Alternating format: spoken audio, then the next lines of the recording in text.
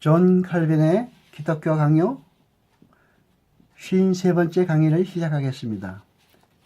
이 강의는 존 칼빈의 기독교 강요 제3권 제3장 15절로부터 시작하겠습니다.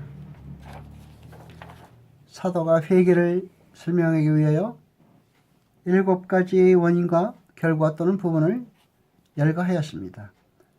그것은 간절 또는 신중, 변명, 의분, 두려움, 사모, 열심, 징벌의 7가지입니다. 바울은 하나님의 뜻대로 하는 근심에서 신중함이 생긴다고 합니다.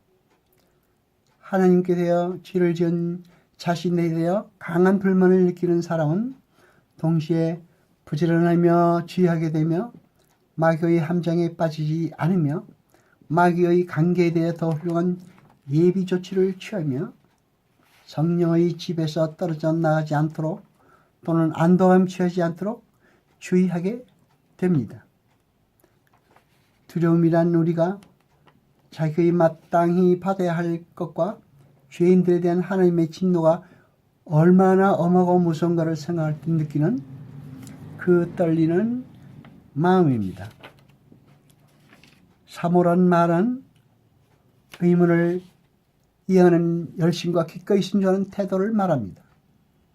하나님의 자비가 나를 구출하지 않았다면 나는 어디로 빠져들었을까 하는 생각을 할 때에 자극되어 일어나는 열심을 의미합니다. 우리는 자신에 대하여 엄격하며 자신의 죄를 예리하게 검토할수록 하나님께서 더욱더 우리에게 은혜와 자비를 베푸시기를 바라게 될 것입니다. 외면적인 회개와 내면적인 회개에 대해서 칼빈은 다음과 같이 말합니다. 우리는 회개에서 생기는 열매의 성격을 알 수 있습니다. 성격을 아는 사람이라면 우리가 하나님을 상대로 할 때는 마음의 내면적인 태도에서 시작하지 않고는 아무 소득도 없다는 것을 다른 사람의 경고를 받을 것 없이 스스로 이해할 수 있습니다. 어떤 사람들은 요엘서에서 울며 금식하며 죄를 쓴다는 것을 읽고 회개는 주로 금식이나 우는 것이라고 생각합니다. 그러나 이것은 오해입니다. 이런 오해는 풀어야 합니다. 요엘서에서 말한 대로 찢기로 마음을 완전히 돌리는 것과 옷을 찢지 말고 마음을 찢는 것은 참으로 회개에 속하는 일입니다. 그러나 울며 금식하는 것은 회개에 항상 또는 필연적으로 따른 결과 아니고 특별한 경우에 하나입니다. 주께서 우리를 파멸이나 재앙으로 위협하시는 듯한 때에는 언제든지 울며 금식하는 것이 매우 합당한 것입니다. 주께서 어떤 위험한 일을 나타내시고 할 때에 징벌을 내릴 준비와 무정이 되었다고 선포하십니다. 하나님 앞에 또 사람 앞에서 죄를 고백하는 것에 대해서 외면적인 고백을 회개라고 부를 때 회개의 진정한 의미에서 탈선하게 됩니다. 회개는 죄책에 대한 고백이라고 보다 하나님께로 돌아서는 것이며 동시에 벌과 심판대 앞에서는 이를 피할 수 있도록 그 앞에 서는 일을 피할 수 있도록 하나님께 간구하는 것입니다. 만약 우리가 우리의 무거운 짐을 지고 신호하며 우리의 악행을 통곡하면서 하나님께 사죄를 간구한다면 그때에 비로소 우리는 영적인 잠에서 깨닫았다는 것을 증명하게 될 것입니다. 그뿐이 아니라 우리는 끊임없이 실천하도록 명령을 받은 회개와 마치 죽었다가 살아난 것 같은 사람들의 회개는 서로 다른 것을 말한다는 것을 주의해야 합니다. 그리고 우리는 우리의 본성이 부패했기 때문에 평생을 두고 회개하여야 합니다. 복음이 회개와 죄의 용서라는 두 제목으로 완전히 표현될 수 있는 것이 사실이라면 또 이것은 분명 사실입니다. 주께서 자기의 백성을 값없이 의롭다 하시는 것을 동시에 자신의 영예의 성화를 통해서 그들을 진정한 의에 복구시키는 것이라고 볼 수 있습니다. 그리스도의 길을 준비하기 위해서 파견된 사자 요한은 회개하라 천국이 가까웠느니라 라고 선포했습니다. 회개하라고 공감함으로써 요한은 그들이 스스로 주인인 것과 그들의 모든 것이 하나님 앞에서 정죄를 받았다는 것을 인정하라고 충고하였습니다. 그리고 그렇게 인정함으로써 그들이 육을 죽이며 성령으로 새롭게 태어나기를 중심으로 원하게 된다고 생각했기 때문입니다. 또 하나님 나라를 선포함으로써 그들이 믿음을 가지도록 호소하였습니다. 그가 하나님 나라가 가까웠다가 했을 때에 하나님 나라라는 것은 죄의 용서와 구원과 생명과 그 밖에 우리가 그리스도 안에서 얻는 모든 것을 의미합니다. 사람들은 하늘나라에 들어가려면 거듭나야 됩니다.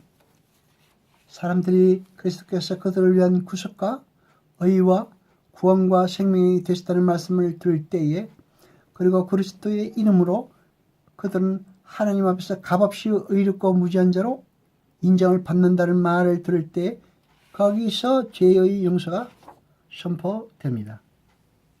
내가 다른 곳에서 말한 것 같이 이 두 가지 은혜는 믿음으로 받아들이는 것이지만 믿음의 바른 대상은 하나님의 자비이며 이 자비에서 죄가 용서되는 것임을 믿음과 회개는 조심스럽게 말하고 있습니다. 어떤 의미에서는 회개는 용서의 선행 조건이라고 말하는 사람도 있습니다.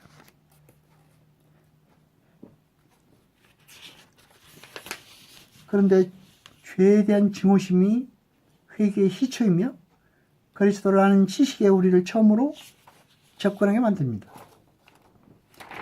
그리스도께서는 모든 죄인을 부르러 오셨으나 부르시는 목적은 회개시키려는 것이었습니다.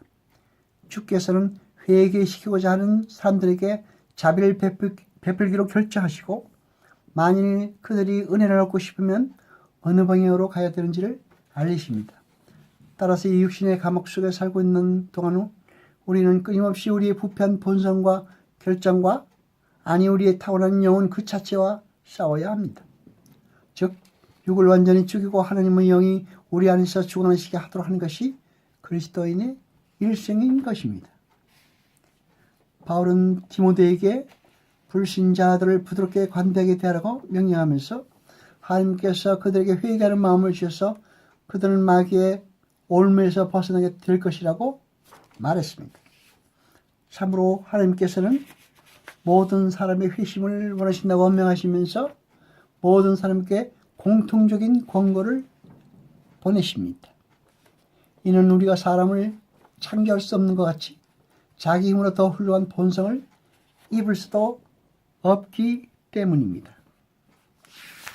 하나님의 조명을 받아 부지를 주장할 수 없게 되었으면서도 악한 의도로 하나님의 진리에 항거하는 사람들은 성령을 거스리는 죄를 짓는 것입니다. 어떤 사람들은 자기들이 논박하면서 반대하는 것이 하나님의 말씀인 줄 확신하면서도 그 양심이 여전히 반대를 계속합니다.